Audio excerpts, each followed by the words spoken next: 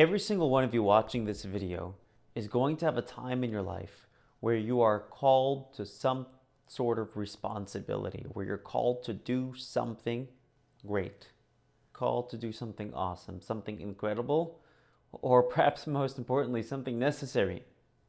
And inevitably, when that time happens, we may doubt ourselves. We may question whether we're really capable to fill this mission. It might be something grand, like Moshe Rabbeinu, being called upon God to set the Jewish people free. It might be something on a smaller scale, being there for our children, being there for our spouse, being there for our community. Where do we get the ability to believe in ourselves? Where do we get confidence? When God called upon Moshe Rabbeinu to set the Jewish people free, Moshe Rabbeinu reacted skeptically. He says, they're not going to listen to me. They're not going to believe me. There are commentaries that take the stance that Moshe Rabbeinu was actually doubting the Jewish people. And how Moshe was actually doubting the Jewish people is a big question. It's a big deal. But I'd like to approach this from a different angle. There are mafarshim, there are commentaries that take the stance that Moshe Rabbeinu was not actually doubting the Jewish people. Moshe Rabbeinu was actually doubting himself.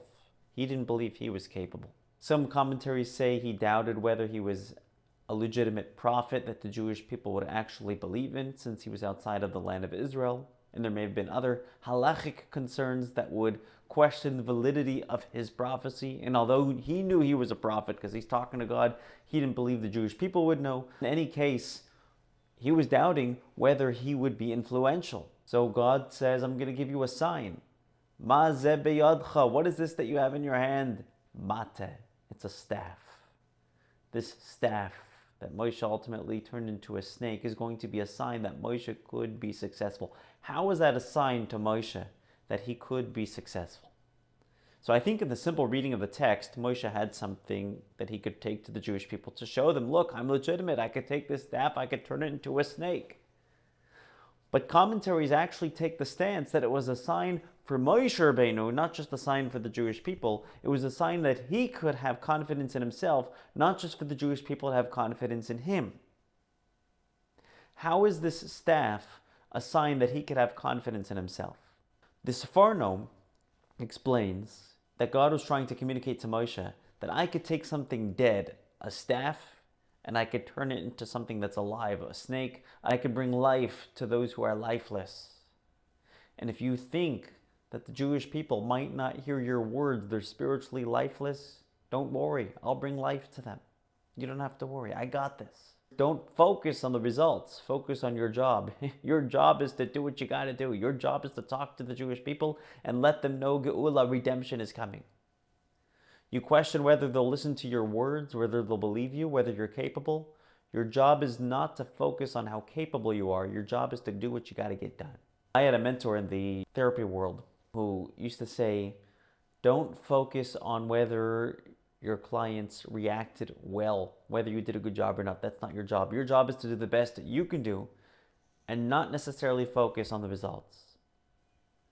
When we focus on results, we get intimidated, we get distracted. When we focus on what we need to do and who we need to become, we become a lot more successful. Hashem is telling Moshe Rabbeinu, Moshe, focus on who you need to become and on what you need to do. And I'll do the rest. I'll take that lifeless stick and bring a snake that is alive. I'll bring life into it. Have faith that your actions are actually going to be meaningful. The Malbim takes it a step further. It's not sufficient just to have faith that you could be successful. Hashem is conveying to Moshe, I want you to see that there's actual evidence for your success. Hashem says to Moshe, Ma ze biyadcha, what is this in your hand?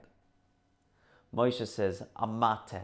Amate is a staff. That's the Hebrew word for staff. And the Malbim explains that if you look throughout Tanakh, whenever it talks about a staff or a stick, there are three different synonyms that are used. There's a makel, there's a mateh, and there's a mishenes. Three different words or synonyms for staff. And Hashem points out to Moshe, Ma ze biyadcha, what are you holding? And Moshe says, almost like a Freudian slip, it's a mateh. It's not a makel. A makel is the type of staff you'd use as a shepherd. It's just my job. Well, when it's just my job, I can question whether I'm capable for this job or not. Moshe could have said a mishenes. It's what I use to support myself, almost like a cane, as if he's weak. And if that's the approach we have, okay, there's room to question ourselves. But Hashem got Moshe Rabbeinu to say, no, it's not a mishenes, it's not a makel, it's a mateh, it's a staff, it's a stick of royalty, it's a stick of leadership. Hashem was pointing that within Moshe, you have that leadership quality within you. I don't need you to just believe that you have leadership qualities and that you could be successful. I want you to see evidence for that success, because you're literally holding that evidence in your hand. You have the leadership within you.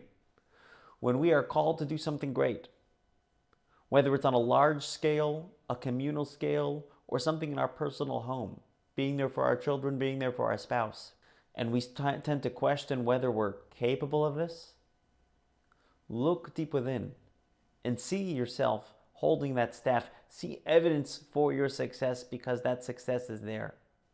The fact that you've been called to this mission means that there's evidence for that success. You can do this. Rabbeinu Bachaya writes in Sha'ar B'tachon that one of the fundamentals of B'tachon, one of the fundamentals of having trust and confidence in your success, is knowing that there has been evidence for success in the past. Hashem has been there for you in the past, and therefore you can believe that Hashem will be there for you in the future. Hashem wants Moshe not only to believe that he will be successful and not question whether there will be results or not, but Hashem wants Moshe to know that there's evidence for his success.